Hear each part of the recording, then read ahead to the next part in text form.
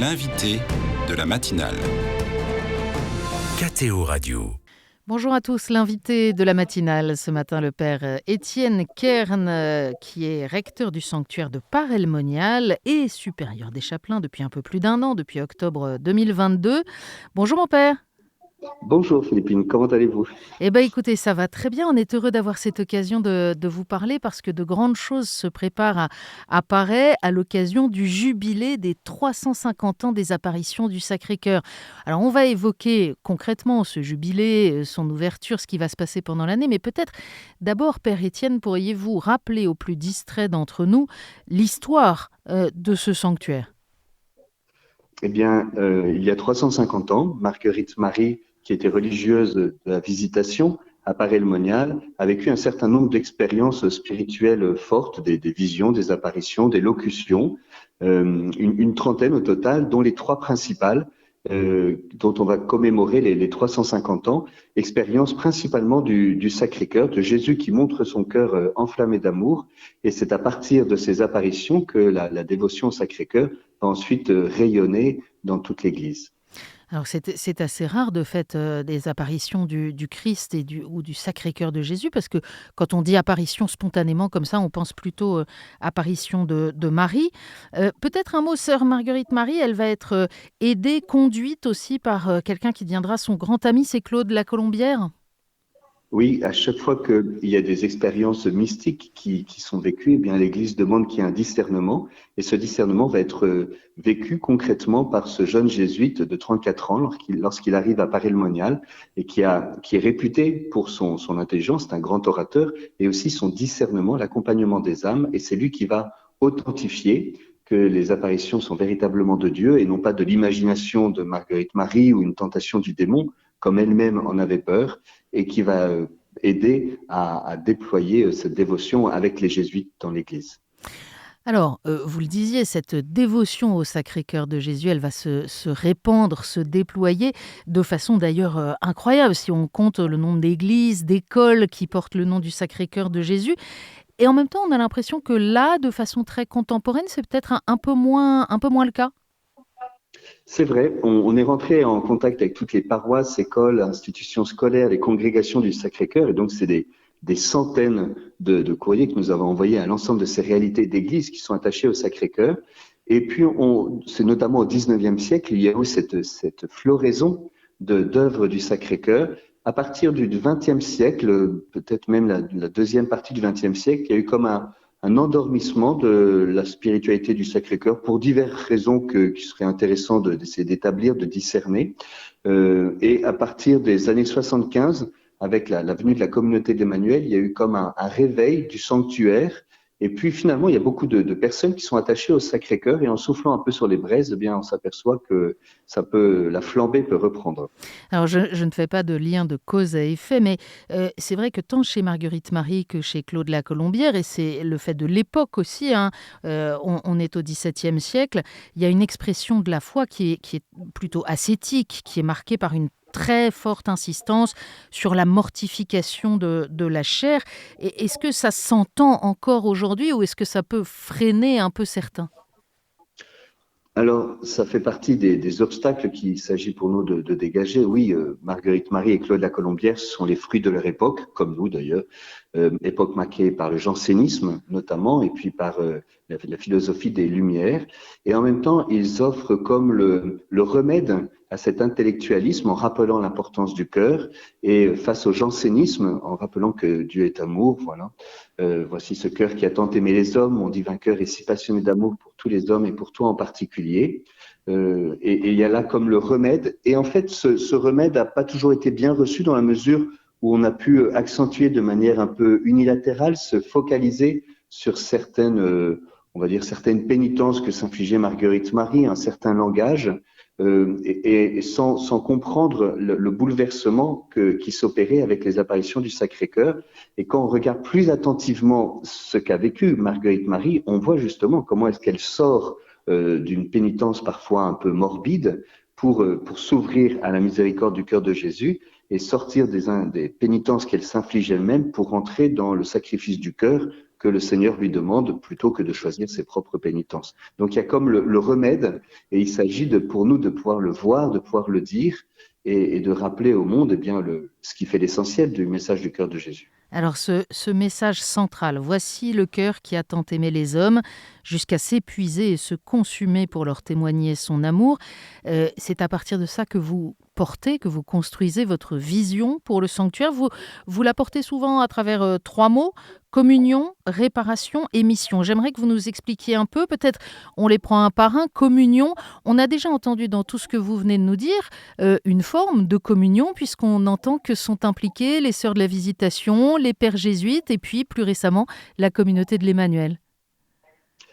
Oui, c'est vrai que cette communion, elle s'origine dans le cœur de Jésus, qui est la source de la communion entre Marguerite Marie et Claude la Colombière, qui vont se recevoir l'un l'autre comme frères et sœurs. Pour pouvoir vivre leur mission, le Seigneur a besoin qu'ils se reçoivent comme frères et sœurs. Et c'est aussi ce qui est fondateur, par exemple, dans la communauté d'Emmanuel, où Pierre Goursat et Martine Cata, le fondateur et cofondatrice de la communauté, se sont reconnus comme frères et sœurs. Et ce que nous vivons ici à Paray-le-Monial, il y a une vraie grâce de fraternité qui nous est donnée, qui s'est déployée depuis plusieurs années avec la paroisse, le diocèse, le sanctuaire, la communauté d'Emmanuel, les jésuites, la Visitation, mais aussi les autres réalités d'église qui sont présentes à Paray. Et en fait, de cette communion jaillit la mission et il y a une vraie joie à le vivre. C'est aussi ce que nous allons vivre le 27 décembre, puisque l'ensemble des réalités attachées au cœur de Jésus dans l'Église seront présentes autour du nonce apostolique. Et là, il y a quelque chose qui va rendre très visible cette communion missionnaire. Alors, communion, mission, on l'entend bien, on va venir au 27 décembre, mais réparation, Père Étienne? Il y a comme 3 temps dans le message de Paray, la déclaration d'amour, on en a déjà parlé, la plainte, Jésus se plaint des ingratitudes et indifférences, particulièrement envers l'Eucharistie, de la part de ceux qui lui sont consacrés, notamment donc les religieux et les prêtres. Et puis le 3e temps, c'est est-ce que toi du moins tu veux me rendre amour pour amour? C'est une demande que le Seigneur fait de pouvoir aimer pour ceux qui n'aiment pas, de pouvoir adorer, louer le Seigneur pour ceux qui ne l'aiment pas, ce que l'on appelle dans la théologie catholique, alors la rédamatio, le rendre amour pour amour, qui est un mot plus compliqué, mais c'est aussi la réparation, c'est-à-dire de pouvoir contribuer humblement par nos prières, nos sacrifices aussi, notre louange, notre adoration, et bien de pouvoir réparer les offenses dont souffre le Seigneur. Comme on l'a dit tout à l'heure, cet aspect du message a été souvent il y a une espèce de focalisation sur cet aspect du message qui a empêché de découvrir et la beauté et la profondeur de la miséricorde. Et en même temps, aujourd'hui, dans le contexte actuel de ce que vit l'Église et ce que vit la société, cette dimension de la réparation retrouve toute son actualité après avoir été délaissée quelques années. Père Étienne, on reviendra peut-être là-dessus, mais vous avez commencé à nous parler du 27 décembre, qui est donc le jour de l'ouverture de ce grand jubilé des 350 ans. Le 27 décembre, alors ceux qui suivent KTO pourront suivre en direct la messe qui sera célébrée à 11h à la basilique, mais il y a d'autres moments dans la journée. Est-ce que vous pouvez nous en donner la signification? Qu'est-ce que vous avez voulu faire pour ouvrir ce jubilé? Alors, ce qu'on a voulu faire tout d'abord, c'est rappeler l'événement du 27 décembre 1673. Ça, c'est vraiment quelque chose, une expérience magnifique de reposer sur le cœur de Jésus, comme Marguerite Marie, d'expérimenter la miséricorde, d'avoir un cœur enflammé et transformé à l'école de Marguerite Marie, qui reçoit aussi la vision du Sacré-Cœur, d'un cœur brûlant d'amour entouré d'épines, donc de nouveau l'amour et la souffrance qui sont vécues avec le cœur de Jésus. Donc c'est de pouvoir parler de l'événement du 27 décembre 1673. Et puis aussi de vivre une expérience d'église. C'est pour cela qu'au cours de la messe, il y aura l'ensemble des réalités attachées au Sacré-Cœur qui seront représentées. Nous adhérerons aussi officiellement au réseau mondial de prière du pape, la prière du pape, qui est une réalité très présente, peut-être moins en France, mais dans le monde, puisqu'il y a à peu près 22 millions de personnes qui sont affiliées à ce réseau de prière du pape confié par le pape aux jésuites, l'ancien apostolat de la prière. Et puis, il y aura une procession au cours de l'après-midi qui ira de la basilique jusqu'à la chapelle des apparitions pour passer la porte jubilaire, vivre une démarche jubilaire avec le nonce apostolique et ainsi aller, on va dire, de l'extérieur à l'intérieur, de la basilique très visible et très belle à la chapelle des apparitions qui est plus discrète, mais c'est là où où ont eu lieu les apparitions. Alors, on ouvre cette année jubilaire le 27 décembre, mais ça va donc durer plusieurs mois. Est-ce qu'il y a l'un ou l'autre des rendez-vous que vous avez déjà préparés, que vous voudriez signaler à l'attention de ceux qui nous écoutent? De fait, il y a un programme qui est assez riche que l'on retrouve sur le site du sanctuaire, notamment les rencontres de Paris autour du premier vendredi du mois. C'est des petites retraites mensuelles de 3 jours qui commencent le jeudi soir jusqu'au dimanche midi et qui permettent de venir boire à la source du cœur de Jésus. Il y a évidemment les fêtes liturgiques liées au Sacré-Cœur, la fête du Sacré-Cœur, de Sainte Marguerite Marie, de Saint-Claude, les fêtes de la Miséricorde. Et puis, il y a quelques événements un peu extraordinaires, comme le colloque sur la réparation, qui sera organisé à Rome, justement pour approfondir ce thème de la réparation et montrer son actualité et sa pertinence, et puis le désencombrer des incompréhensions qu'il peut y avoir sur ce thème de la réparation. Il y aura également une retraite du chemin du cœur, proposée, animée par les jésuites, justement en lien avec le réseau mondial de prière du pape, qui manifeste cette réappropriation et cette actualisation du cœur de Jésus comme école de sainteté et de compassion pour vivre la mission aujourd'hui.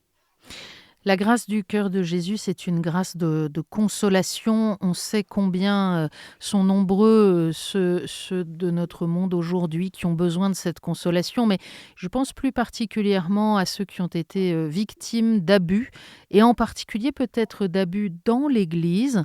Vous avez eu l'occasion de dire ici ou là qu'il y avait un lien avec le message de Paret. Oui, il y a un lien parce que Jésus se plaint des offenses commises envers le sacrement de l'Eucharistie de la part de ceux qui lui sont consacrés. Donc il y a une plainte de Jésus qui se plaint de ne pas être aimé des consacrés, ne serait-ce que cela entre en consonance avec l'actualité de ce que nous vivons aujourd'hui. Et personnellement, moi, c'est en entrant dans cette plainte de Jésus que j'ai pu intérieurement traverser la crise et le trouble intérieur que peuvent provoquer la révélation des abus. Il me semble que dans cette dimension de la réparation, il y a quelque chose à vivre envers Dieu, qui est offensé lorsque l'on offense les plus petits. C'est ce que vous l'avez fait à l'un de ces plus petits, c'est à moi que vous l'avez fait. Et puis aussi, il peut y avoir une réparation à vivre de l'Église. On voit bien que pouvons-nous faire pour réparer. Il y a de l'irréparable. Il y a tout un cheminement de conversion ecclésiale, il y a un cheminement de restauration humaine et psychique, mais il y a aussi une dimension proprement spirituelle qui peut nous habiter et comme membre du corps de l'Église qui a commis des choses graves et qui souffre aussi de choses graves, eh bien nous pouvons nous mettre ensemble devant Dieu et humblement implorer sa miséricorde. Et puis on peut aussi prier le Sacré-Cœur de Jésus pour qu'il apporte cette consolation à ces cœurs brisés des personnes victimes. Exactement, c'est la deuxième dimension, c'est qu'en fait les blessés de la vie, mais je pense plus particulièrement aux blessés de ces abus qu'ils aient eu lieu dans l'Église ou non, qu'ils soient majeurs ou mineurs, que ce soit sexuels ou des abus de conscience ou de pouvoir, eh bien de venir ici reposer sur le cœur de Jésus et rencontrer la consolation. Je me souviens encore récemment une mère de famille qui avait perdu son fils et son petit-fils, qui m'a confié qu'elle n'avait nulle part où reposer la tête, mais qu'en venant ici à Paray-le-Monial, elle avait compris que s'il y avait quand même un endroit où elle pouvait se reposer, c'était sur le cœur de Jésus. Eh bien, je crois que cette expérience de repos, de consolation, de déposer ce qui nous agite et inquiète, beaucoup peuvent l'expérimenter auprès du cœur de Jésus et particulièrement à Paray-le-Monial. Avant de se quitter, Père Étienne, un dernier mot peut-être pour ceux d'entre nous qui hésiteraient à s'approcher du cœur de Jésus, qui ne seraient pas complètement à l'aise avec cette prière, qui ne leur serait pas familière. Que voudriez-vous leur dire ? Eh bien, qu'il y a une belle prière qui est Jésus doux et humble de cœur, rends mon cœur semblable au tien. Et cette prière, on peut vraiment la faire nôtre. Elle est enracinée dans l'Évangile. Jésus dit qu'il est doux et humble de cœur. Et puis, le cœur de Jésus, c'est l'expérience du feu. Il faut que ça brûle. Marguerite Marie est enflammée et c'est quelque chose de très simple, de très profond, qui nous renouvelle à l'intérieur, que tout le monde peut faire. Brûler d'amour pour Jésus et brûler d'amour pour nos frères et sœurs, particulièrement ceux qui souffrent le plus. Voilà, c'est l'expérience du feu. Père Étienne Kern, merci d'avoir été notre invité. Je rappelle que vous êtes recteur du sanctuaire de Paray-le-Monial, que l'on ouvre ce grand jubilé du 350e anniversaire des apparitions le 27 décembre et la messe sera notamment à 11h en direct sur KTO. Et puis on peut trouver toutes les informations sur ce jubilé sur le site du sanctuaire. Merci beaucoup. Merci à vous et bonne journée.